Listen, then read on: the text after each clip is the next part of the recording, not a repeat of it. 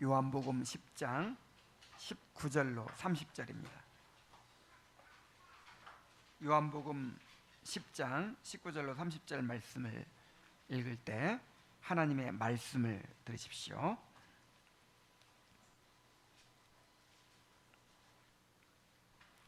이 말씀으로 말미암아 유대인 중에 다시 분쟁이 일어나니 그 중에 많은 사람이 말하되 그가 귀신 들려 미쳤거늘 어찌하여 그 말을 듣느냐 하며, 어떤 사람은 말하되 이 말은 귀신 들린 자의 말이 아니라 귀신이 맹인의 눈을 뜨게 할 수 있느냐 하더라.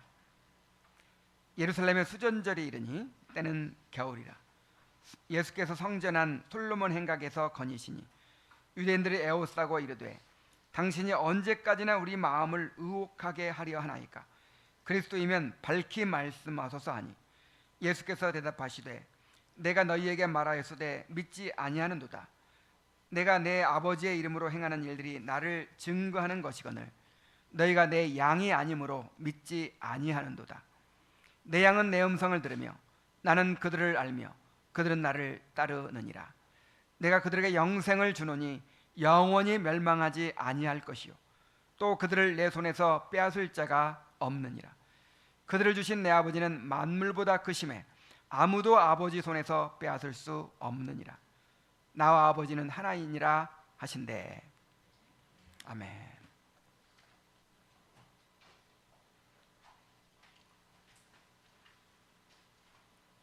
지난 시간에 우리는 예수님께서 자신을 선한 목자로 선포하신 말씀을 함께 살펴보았습니다.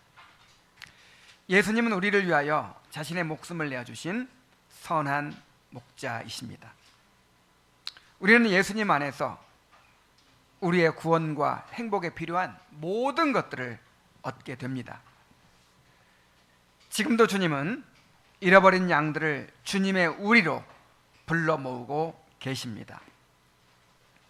자, 그런데 이 말씀을 듣고 유대인들 사이에 분쟁이 일어났다고 했습니다. 똑같이 예수님의 말씀을 들었는데 어떤 사람들은 그 예수님의 말씀에 분노하며 거부했습니다. 그런가 하면 어떤 사람들은 그 말씀을 믿고 받아들였습니다. 복음은 언제나 이렇게 사람들을 둘로 나뉘게 합니다.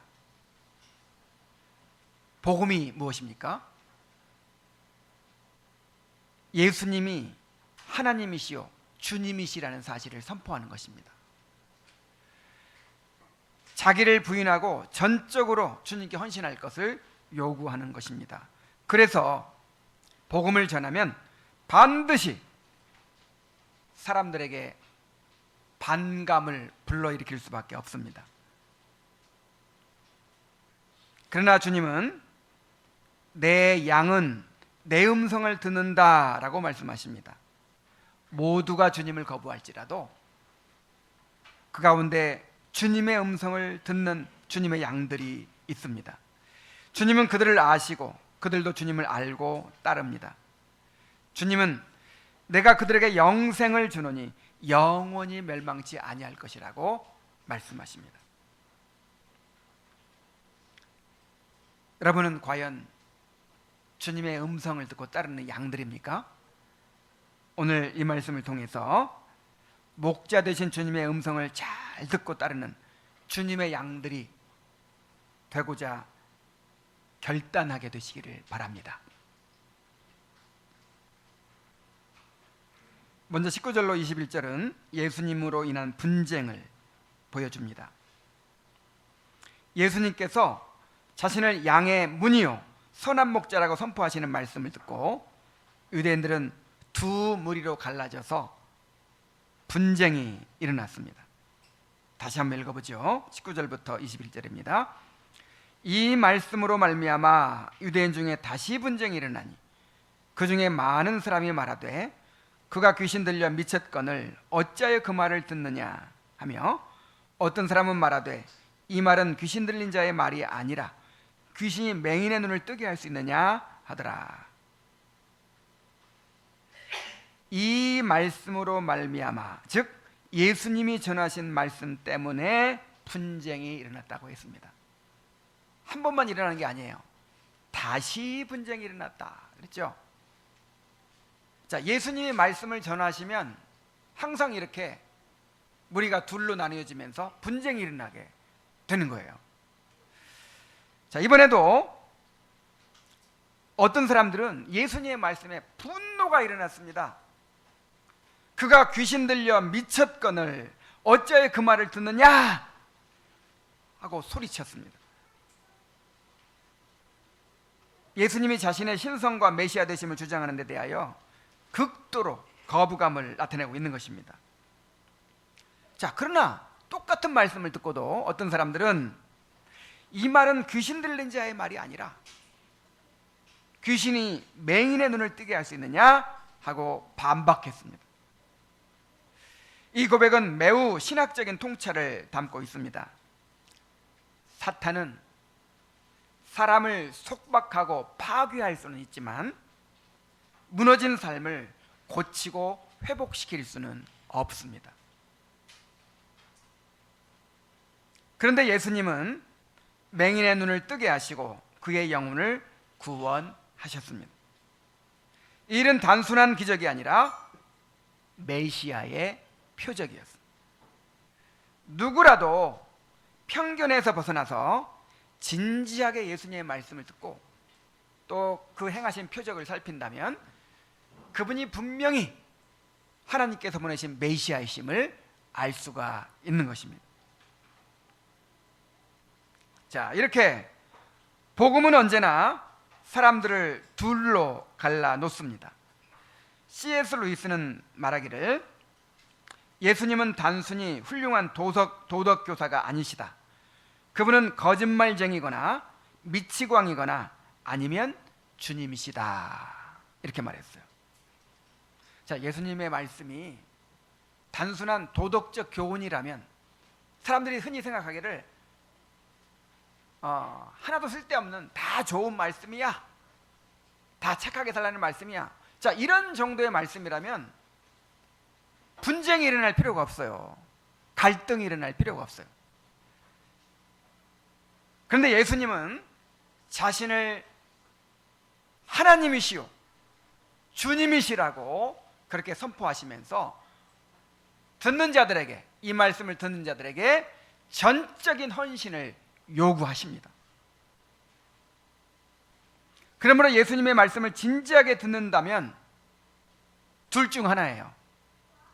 예수님의 말씀이 사실이든지 아니면 사실이 아니든지.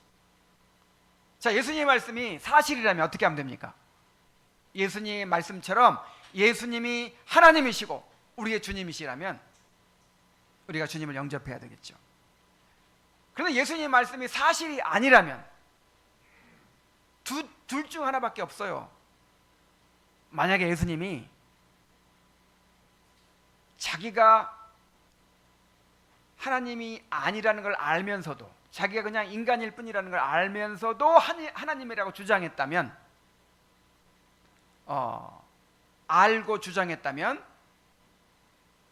거짓말쟁이죠. 사기꾼이죠.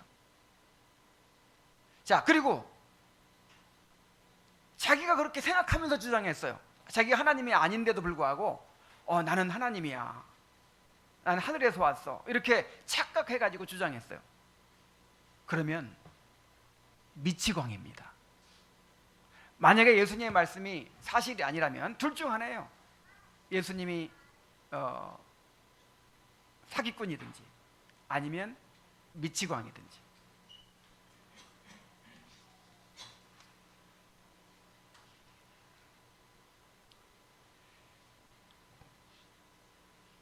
그래서 예수님은 이렇게 말씀하셨습니다. 내가 세상에 화평을 주러 온 줄로 생각하지 말라. 화평이 아니요 검을 주러 왔노라. 내가 온 것은 사람이 그 아버지와 딸이 그 어머니와 며느리가 시어머니와 불화하게 함이니라. 자, 예수님은 세상에 평화가 되신다 그러죠. 그리스도 우리의 평화, 그런 말을 하잖아요. 그래, 예수님은 반대로 말씀하십니다. 내가 세상에 화평을 주러 온 것이 아니다. 뭐 하러 왔다? 불화하게 하러 왔다. 누구나 부담 없이 들을 수 있고 모두가 공감하며 함께 고개를 끄덕일 수 있다면 그것은 복음이 아닙니다. 참된 복음은 그 성격상 사람들을 둘로 나뉘게 하며 잘 지내던 관계들조차 갈라지게 합니다. 왜냐하면 복음은 타협을 허락하지 않고 예수 그리스도를 받아들이든지 거절하든지 양자택일을 요구하기 때문입니다. 우리도 분명히 선택을 해야 합니다. 여러분은 예수님을 여러분의 주님으로, 나의 주, 나의 하나님으로 받아들이셨습니까? 자, 예수님을 아직 나의 주, 나의 하나님으로 받아들이지 않았다면 그 이유가 무엇입니까? 유대인들처럼 예수님이 미쳐서 헛소리를 하신 것이라고 생각합니까? 아니면 예수님이 거짓말로 사람들을 현혹한 것이라고 생각합니까? 나는 어느 쪽도 아니다 라고 말씀하시겠습니까? 그런 사람들도 실상은 예수님을 거부하고 있는 것입니다. 예수님 말씀하시기를 나와 함께 아니하는 자는 나를 반대하는 자요 나와 함께 모으지 아니하는 자는 나를 해치는 자니라 하고 말씀하셨어요. 복음은 단순한 설득이나 권면이 아닙니다. 복음은 왕의 명령이요 선포입니다. 예수님을 주님으로 영접하지 않는 것은 결국 내가 주인 되기를 선택하는 것이고 왕께 대한 반역입니다. 예수님을 믿되 적당히 믿으려고 하는 사람들도 마찬가지예요. 예수님은 그렇게 적당히 믿을 수 있는 분이 아닙니다. 예수님은 우리의 하나님이시고 왕이시고 주인이십니다. 하나님이시오 왕이시오 주인이신 분이 우리를 신부로 삼으시려고 자기 목숨을 내어주셨어요. 자기의 기업을 다 우리를 위해 내어주셨습니다. 그 사실을 안다면 어떻게 자신을 드리지 않을 수 있으며 적당히 믿으려고 할 수 있겠습니까? 지금 주님은 우리 각 사람에게 묻고 계십니다. 너는 나를 누구라고 하느냐? 이 질문에 대한 우리의 대답이 우리의 영원한 운명을 결정합니다. 예수님이 생명이시기 때문에 예수님을 믿는 자는 영생을 소유하게 되지만 거부하는 자는 두려운 심판을 받게 됩니다. 그러므로 주저하지 말고 이렇게 고백해야 합니다. 주님은 나의 주님이시고 나의 하나님이십니다. 주님께서 나를 사랑하시고 나를 위하여 자신을 내어주셨으니 나도 주님께 내 삶을 온전히 드립니다. 나를 받아주시옵소서. 이렇게 고백하는 복된 성도들이 되시기를 간절히 바랍니다. 이제 장면이 바뀌어서 예수님께서 성전에 계실 때 유대인들이 예수님께 몰려와서 당신이 메시아라면 분명히 정체를 밝히라 하고 요구합니다. 22절부터 다시 봅니다. 예루살렘의 수전절이 이르니 때는 겨울이라 예수께서 성전한 솔로몬 행각에 거니시니 유대인들이 애워싸고 이르되 당신이 언제까지나 우리 마음을 의혹하게 하려 하나이까? 그리스도이면 밝히 말씀하소서 하니. 자, 수전절이라는 절기가 있나요? 이것은 율법에 명령한 절기가 아니고 이 유대 종교력으로 9월 25일부터 8일간 진행되는 절기인데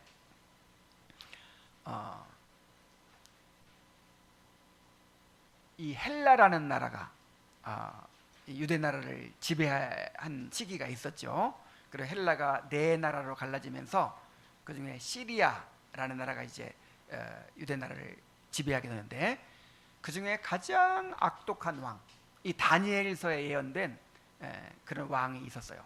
안티오코스 에피파네스 4세라는 왕인데, 이 사람이 아주 그냥 그 유대 종교를 말살하기 위해서 정말 잔악한 짓을 했습니다. 막 이 제단, 예루살렘 성전의 제단에다가 막 돼지 피를 막 뿌리고 돼지로 제사를 드리게 만들고 막 이런 식으로 제사장들을 다 죽이고 막 이렇게 엄청난 만행을 저지르고 성전을 그냥 완전히 더럽혔어요. 자, 그런데 이 마캅이라는 사람이 나타나가지고 이제 혁명을 일으켜서 이 헬라, 시리아죠. 이 시리아를 물리치고 독립을 쟁취했습니다. 다시 말해서 성전을 거룩하게 회복한 것이죠. 자, 이것을 기념하는 절기가 수전절이에요. 수전절.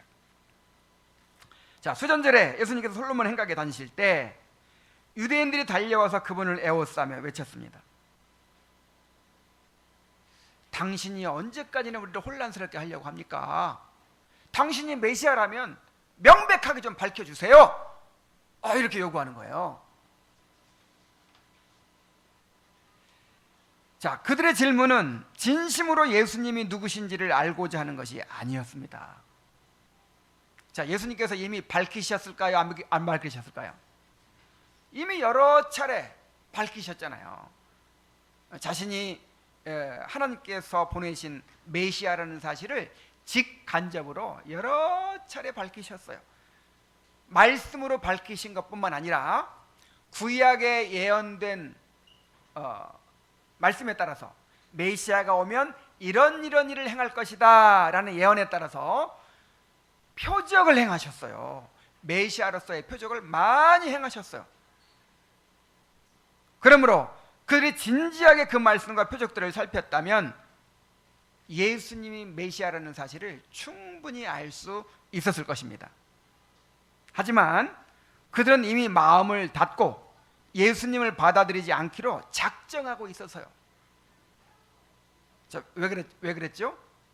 예수님이 오셔서 그들을 인정해주고 막 그랬으면 받아들였을지 몰라요.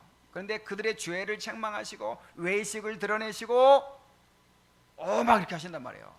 그래서 예수님을 믿으려면 포기할 것이 너무 많은 거예요. 그동안 자기들이 누려왔던 모든 기득권을 다 내려놓고 그렇게 이제 예수님을 받아들여야 되는데 그렇게 하기가 너무 어려운 거예요. 그래서 자, 믿고자 하지 않으니까, 자기를 포기하기 싫어하니까 사람은요 그렇게 어떤 마음을 품으면 그렇게 할 이유를 찾아냅니다. 그래서 예수님을 믿어서는 안 될 이유를 자꾸만 찾아내가지고 스스로 확신을 갖는 거예요. 예수는 이단이야. 예수는 사람들 현혹해가고 있어. 이 예수 때문에 이 나라가 이제 로마의 침략을 받게 될 수도 있어. 위험에 빠질 수도 있어. 빨리 저 예수를 처단해야 돼. 자꾸만 이렇게 서로 의논하고 스스로 자꾸만 스스로에게 그렇게 이제 주입시키는 거예요.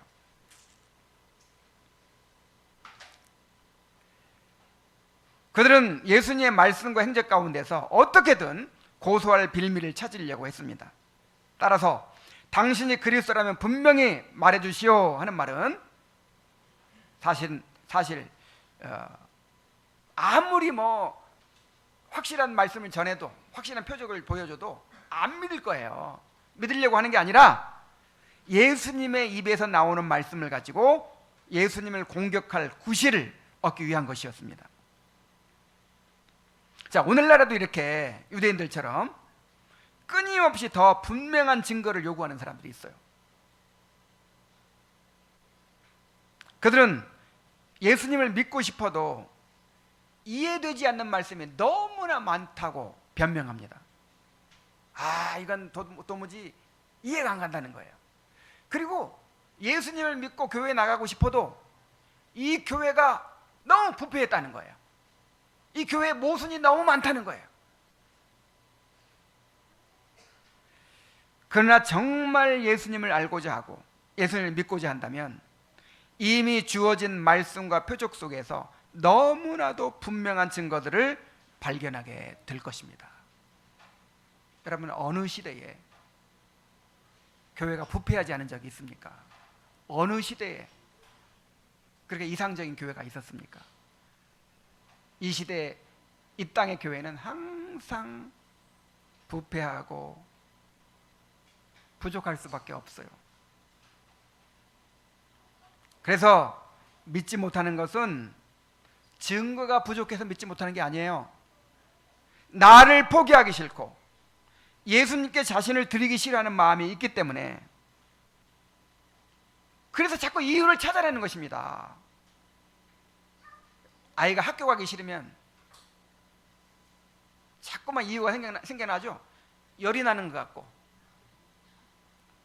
또 어디가 아픈 것 같고, 자꾸만 이유를 막 만들어내죠. 아이들 그런 거 뭐 천재예요, 천재.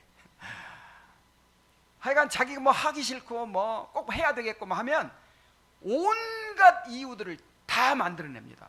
그런 것처럼 정말 예수님을 받아들이면 포기해야 될 게 너무 많으니까 온갖 이유들을 만들어내는 거예요. 그렇게 걸리는 것이 많고 이해되지 않는 것이 많은 것입니다. 자, 그러므로 근본적인 문제는 믿지 못하는 것이 아니라 믿지 않으려는 마음입니다. 그래서 죄가 뭐라고 그랬어요? 죄에 대하여라 함은 저희가 나를 믿지 아니하며 그랬어요. 자, 주님께 헌신하는 문제도 마찬가지입니다. 오늘날 많은 사람들이 교회의 부패나 목회자들의 타락, 신학과 교리의 혼란 같은 이유를 들면서 자신이 헌신하지 않는 이유를 합리화합니다. 그러나 그것은 변명일 뿐이에요. 오히려 시대가 악할수록 진짜 주님께 헌신된 사람들이 나오는 법입니다. 문제는 시대나 환경이 아니라 나를 포기하기 싫어하고 아직은 내 마음대로 살고 싶다 하는 그런 태도에 있는 거예요. 그러나 모든 사람들이 이렇게 의심하고 주저하는 것은 아닙니다. 예수님은 분명히 내가 택한 양들이 있다 이렇게 말씀하십니다. 내 양은 내 음성을 듣는다 라고 말씀하십니다. 25절부터 27절에 오면 예수께서 대답하시되 내가 너희에게 말하였을 때 믿지 아니하는도다. 내가 내 아버지의 이름으로 행하는 일들이 나를 증거하는 것이거늘 너희가 내 양이 아니므로 믿지 아니하는도다. 내 양은 내 음성을 들으며 나는 그들을 알며 그들은 나를 따르느니라. 자, 먼저 유대인들에게, 자, 유대인들이 믿지 않는 이유가 뭐라고 했어요? 너희가 내 양이 아니므로 믿지 아니하는도다 라고 말씀하십니다. 자, 이 말씀을 직역하면 왜냐하면 너희는 내 양들 가운데 속해 있지 않기 때문이다 가 됩니다. 그들은 하나님께서 창세 전에 그리스도 안에 택하신 자들이 아니었습니다. 그래서 예수님의 명백한 증거를 듣고 명백한 표적을 보면서도 끝내 예수님을 배척한 것입니다. 믿음은 인간의 결심이나 논리적 설득의 결과가 아니라 택한 자들에게 주어지는 은혜의 선물입니다. 따라서 아무리 명백한 증거가 주어져도 믿지 않는 사람은 끝까지 믿지 않아요. 예수님을 3년 동안 따라다니면서 그렇게 예수님의 말씀을 듣고 예수님이 행하신 표적을 보고 또 예수님께 능력을 받아가지고 권능을 행했던 그 가룟 유다도 끝내 믿지 않았잖아요. 그러나 내 양은 내 음성을 들으며 나는 그들을 알며 그들은 나를 따르니라 하고 말씀하십니다. 자, 이 예수님과 주님의 양의 관계를 너무나도 잘 표현해 주고 있어요. 먼저 내 양은 내 음성을 듣는다라고 말씀하셨죠. 이 말씀은 참된 신자를 구분하는 결정적인 기준을 보여줍니다. 누가 주님의 양들입니까? 일단 주님의 음성을 듣는 사람이 주님의 양이에요. 주님께 속한 양들은 세상의 소리가 아무리 크게 들려도 그 가운데서 목자 되신 주님의 음성을 알아듣습니다. 택함 받은 사람들의 가장 큰 표지는 주님의 말씀을 듣는 거예요. 말씀을 잘 듣는 사람이 예수님의 양입니다. 물론 말씀을 듣는 사람 중에도 아닌 사람이 있을 수 있겠죠. 그러나 일단 말씀을 듣는 것이 가장 큰 표지인 거예요. 지금 이렇게 말씀이 전해지고 있어도 이 말씀을 하나님께서 나에게 주시는 말씀으로 감격적으로 받는 사람이 있어요. 여러분, 하나님이 나한테 와서 말씀하시면 얼마나 감격스럽겠어요. 대통령이 나한테 말을 걸어준다면 얼마나 그게 엄청난 일입니까?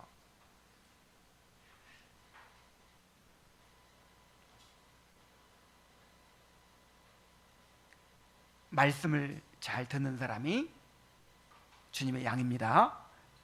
자, 또한 그들은 나는 그들을 알며 라고 하십니다.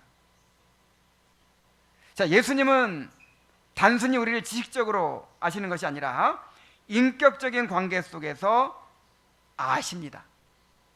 깊이 사랑하신다는 것이죠. 그리고 양도 나를 안다고 그랬죠. 그래서 이 주님과의 인격적인 관계를 맺고 교제가 이루어진다는 거예요. 사귐이 이루어진다는 거예요.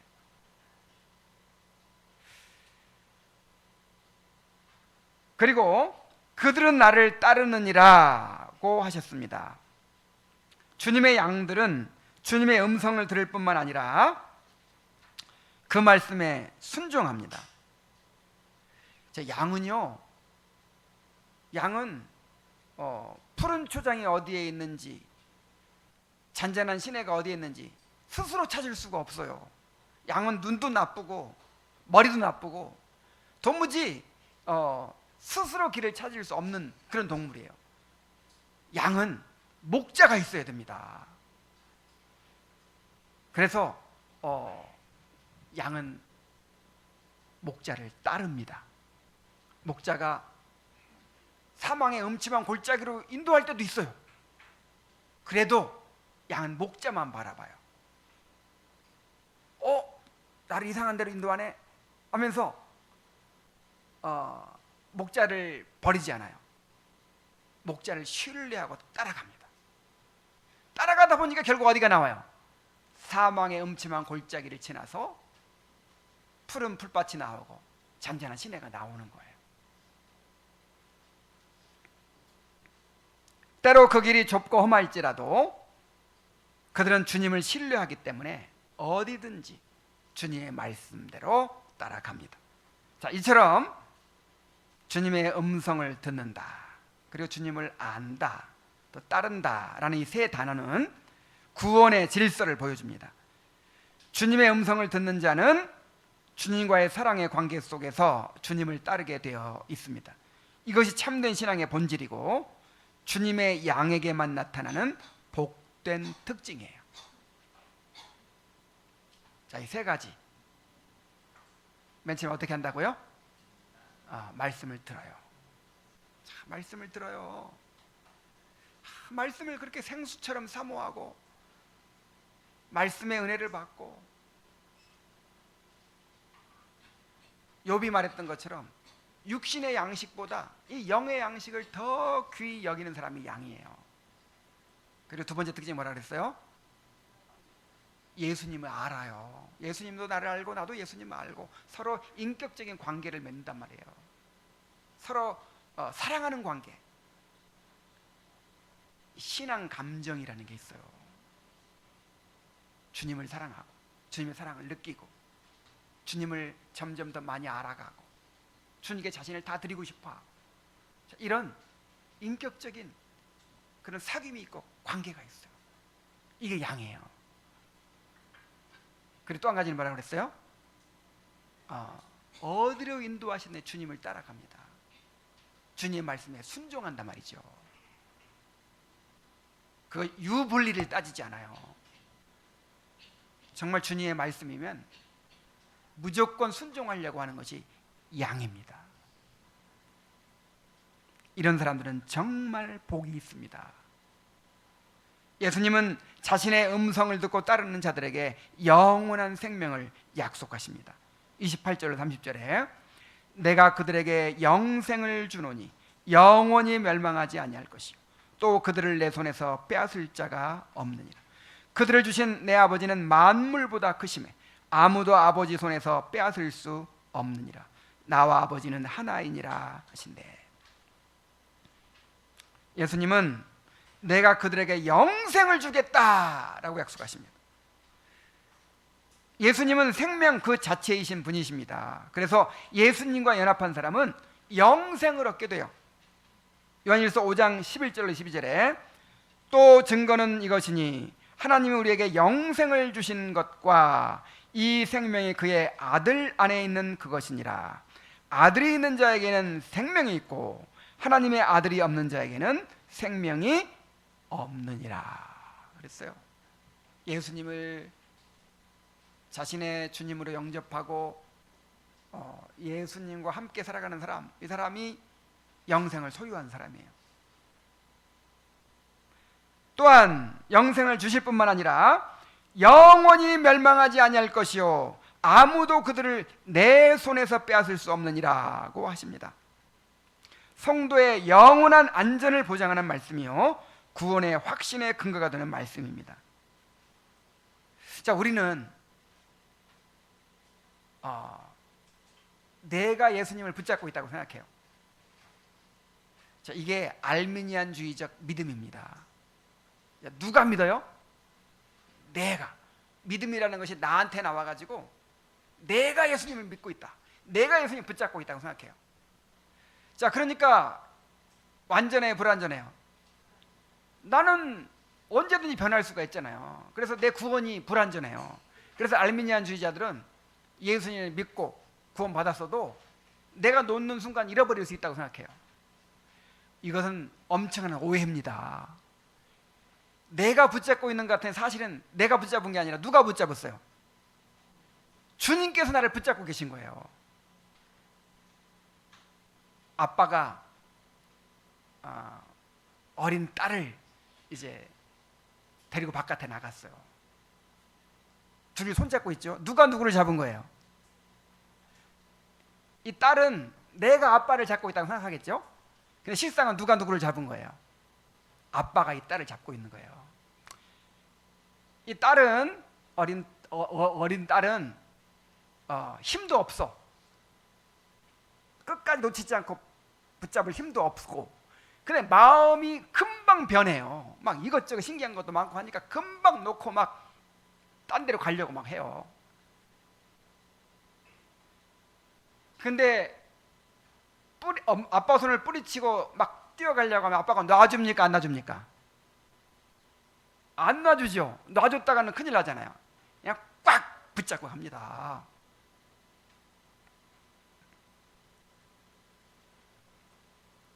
이와 같이 주님도 우리가 그 손을 놓으려고 해도 절대로 그 손을 놓아주시지 않습니다. 양 잃어버린 거는 누구 책임이에요? 양 책임이에요? 목자의 책임이에요. 목자의 책임. 그래서 우리 주님 우리의 목자이시고 우리를 끝까지 책임지시는 분이기 때문에 양은 끊임없이 제 길로 가려고 해요. 가고 싶은 데로 막 가려고 해요. 그러면 지팡이와 막대기로 그냥 두드려 패서라도 목을 막 끌어당겨서라도 기어이 한 마리도 놓치지 않고 끝까지 안전하게 보호하는 것이 선한 목자입니다.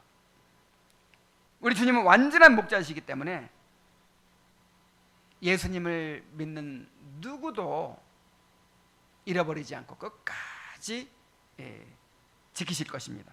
요한복음 6장 39절에 보면 내 아버지께서 내게 주신 자 중에서 내가 하나도 잃어버리지 아니하고 마지막 날에 다시 살리리라고 하셨어요. 자, 그리고 그들을 주신 내 아버지는 만물보다 크심에 아무도 아버지 손에서 빼앗을 수 없느니라고 하십니다.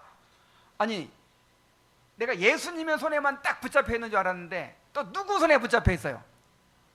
아버지가 또 붙잡고 있다는 거예요, 우리를.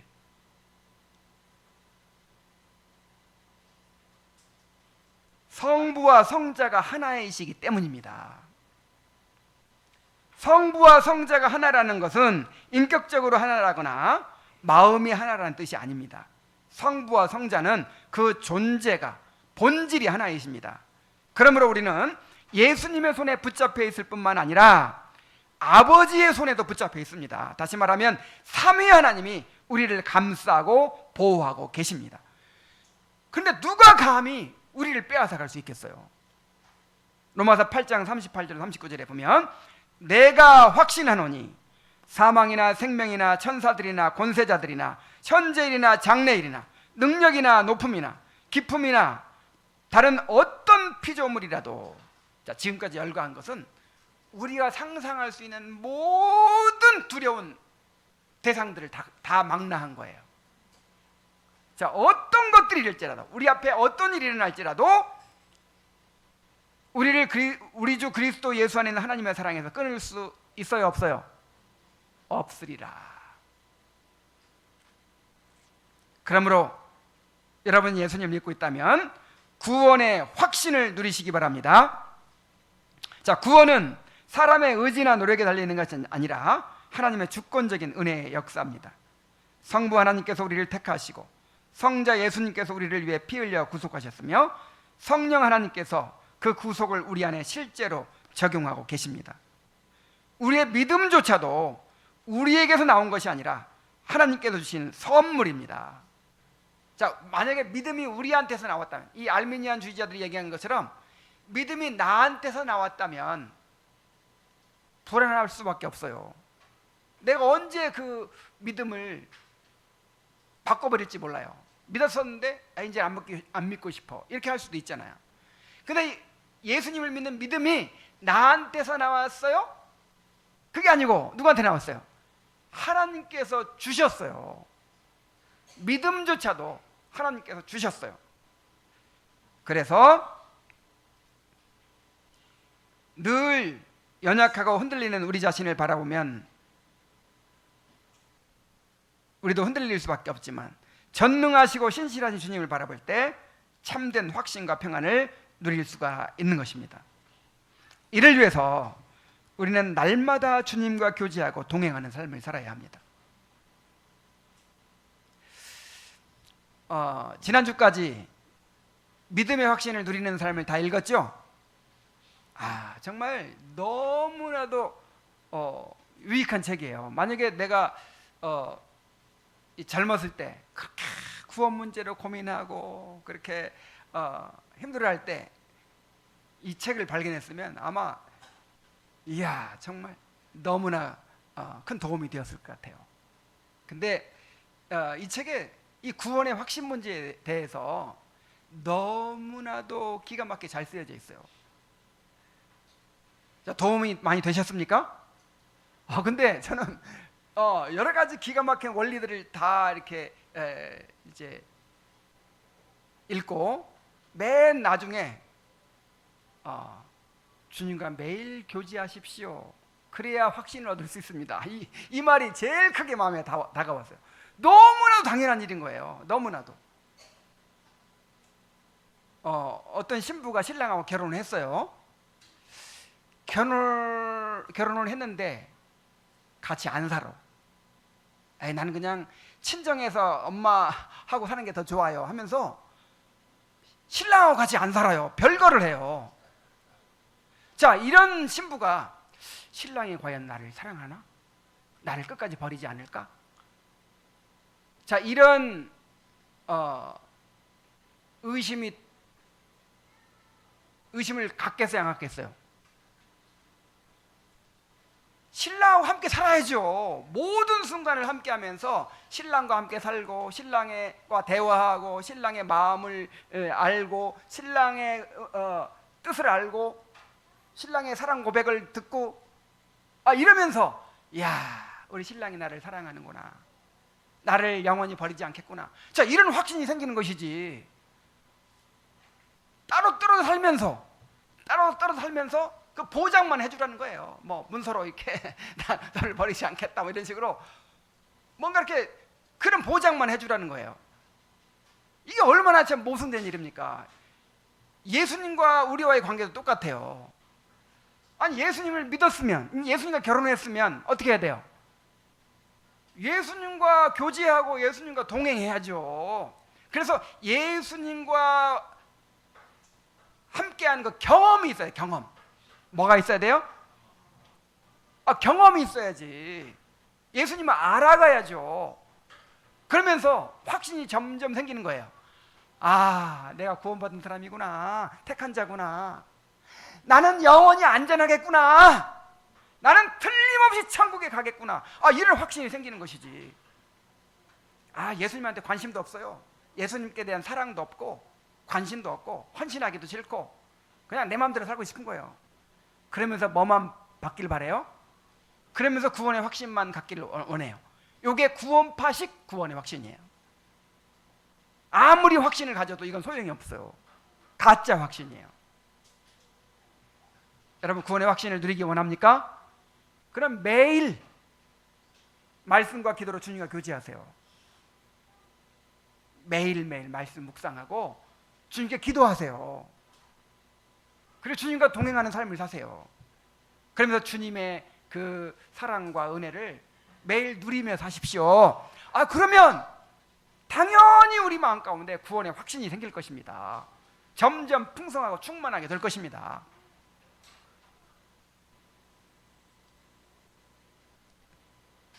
사랑하는 성도 여러분, 우리가 주님의 음성을 듣고 따르는 자가 되었다는 것이 얼마나 큰 은혜인지 주님께 감사하시기 바랍니다. 악한 마귀는 끊임없이 우리를 위협하고 두려움을 주지만 우리는 주님의 완전한 보호 안에 있습니다. 우리가 주님을 붙잡고 있는 것이 아니라 주님이 우리를 붙잡고 계십니다. 또한 성부 하나님께서 우리를 붙잡고 계십니다. 주님은 자기 목숨을 주고 값으로 사신 우리를 결코 잃어버리지 않으실 것입니다. 그러므로 두려워하지 마십시오. 주님의 음성에 귀를 기울이십시오. 주님의 인도하심을 따르는 참된 양으로 살아가십시오. 그러면 어떤 환난이나 시험도 우리를 하나님의 사랑에서 끊을 수 없음을 확신하게 될 것입니다.